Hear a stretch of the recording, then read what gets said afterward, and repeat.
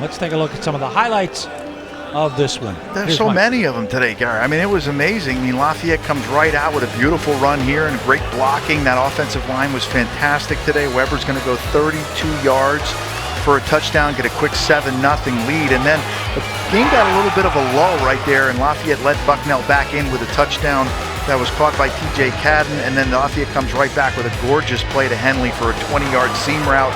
And I think this was the play that kind of put it away for Lafayette, the 80-yard run by Jason Penza. I mean, that was gorgeous. He comes in for running duties. He can throw the football as well. But this kid right here, I mean, you just can't stop him. He gets over the top.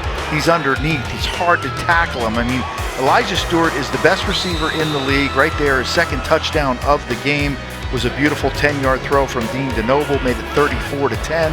And then this Y hide and drag to Ethan Hosack. Ethan comes up with a big play, 41-10. Lafayette blowing it wide open here.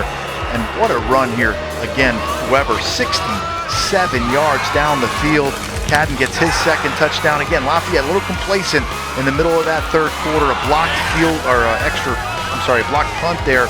Milligan, and then a second touchdown in the row for the Weeks for Skirbo. And then again, Henley had a big day today. Look at him explode for another touchdown, and that puts up Lafayette to 55 points. Lafayette with 62 on the day, and an offensive explosion, 15 explosive plays, over 20 yards for that offense. Let's go down to Luke and head coach John Troxell.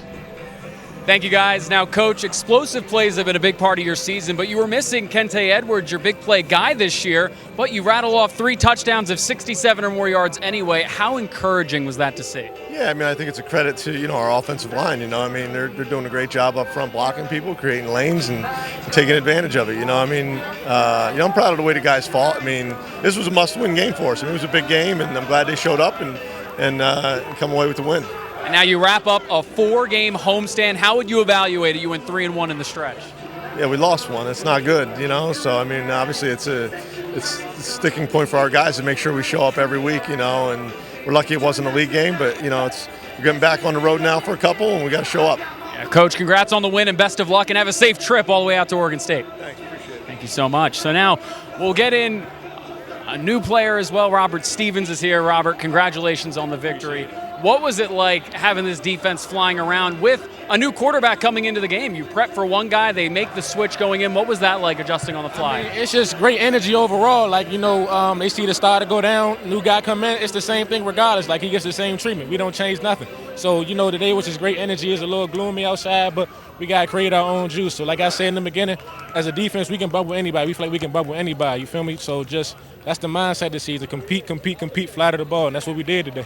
Now it's so easy to look at the scoreboard and say, wow, the offense, 60 points really carried. But you guys had some explosive plays of your own. What was it like getting into the backfield, forcing those interceptions, those fumbles in this weather? It felt great always, It felt great to get an interception, a turnover. But that's our goal, to get our offense the ball back so they can do what they do. And as you see on the scoreboard, they did what they had to do. We got them the ball, and, we had fun tonight, baby. So, it's a good day to be 11. Now, speaking of fun, how fun was it seeing the big man interception as well? Man, all I got to say is, what's up, Big Shorty? But it felt great to see it, the guys up front that do all the dirty work, finally get rewarded with something big. So it felt great today. Yes, sir. Well, congratulations on the win and have a safe flight out to Oregon State. I appreciate it. Yes, sir.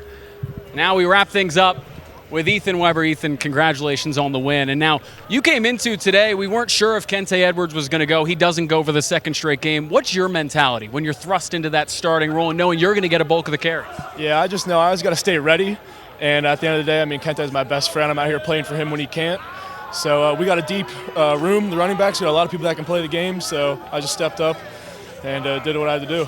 You just said he's your best friend. What's it been like for you internally, knowing that you have the ability to pick him up? He hasn't been able to go these last couple weeks. You've stepped in and done a really good job.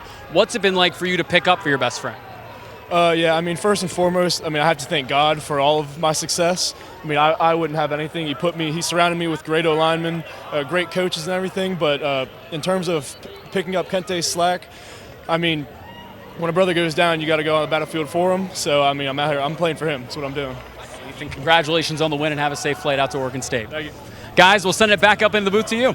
All right, Luke, we will send it back to you in just a moment. But, Mike, a great win for Lafayette as they win their third in a row.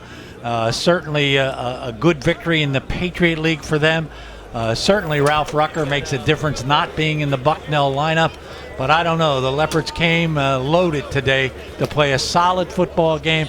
And this one was more than solid. 670 yards of offense. They hold Bucknell to just 321 yards of offense.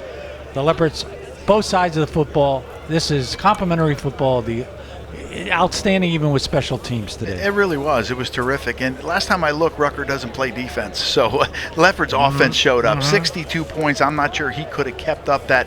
But you saw the talent and the speed that Bucknell has. So missing him was big. But Lafayette, again, 62 points. You look at the final numbers right there. When you get close to 700 yards of offense, you've got to have explosive plays. I counted 15 plays of 20 plus, and then you get a few turnovers. You get a ferocious defense coming after the quarterback. It all started setting the tone with the early sack by Jalen Joseph, and again, everybody followed suit. Lafayette is on a roll right now, Gary. Now they got to go out west and then come back, but you needed this win, and it's huge for John Troxley. Talked about it. Getting this win was big, and they did it against a tough opponent.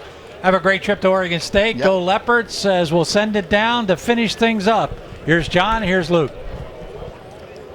Thank you, guys. Down on the field, John Leone, Luke Milai with you all to wrap things up. John, I feel like we could talk about a number of things today from this victory. Let's start with the explosive plays. We talked about it at halftime. No Kente Edwards, but this team didn't miss a beat. Lafayette ends with 3 touchdowns of 67 or more yards. I mean, that is unheard of. Well, obviously, Bucknell missing their catalyst on offense, but I just heard Mike Joseph make a great point. The quarterback doesn't play defense, and so Lafayette's offense was absolutely off the charts. The number that sticks out to me, you talk about explosive plays, I think that Bucknell actually owned time of possession. They had the football more than Lafayette did, and yet Lafayette goes for over almost 700 yards, 650 yards of total offense. It was an incredible offensive performance, and they shared the wealth. And we just talked to head coach John Troxell about it as well, how encouraging it is to see them do it without Kente Edwards, a guy who's been the big play explosive guy this season. He's not in the lineup. Leopards don't miss a beat. It always does come back to the offensive line, and every time you talk to Kente Edwards or you talk to Ethan Weber, they talk about those guys up front. And, Gary and Mike and myself, we've been around this team for decades, and I can't remember an offensive line playing this efficiently in years and years and years.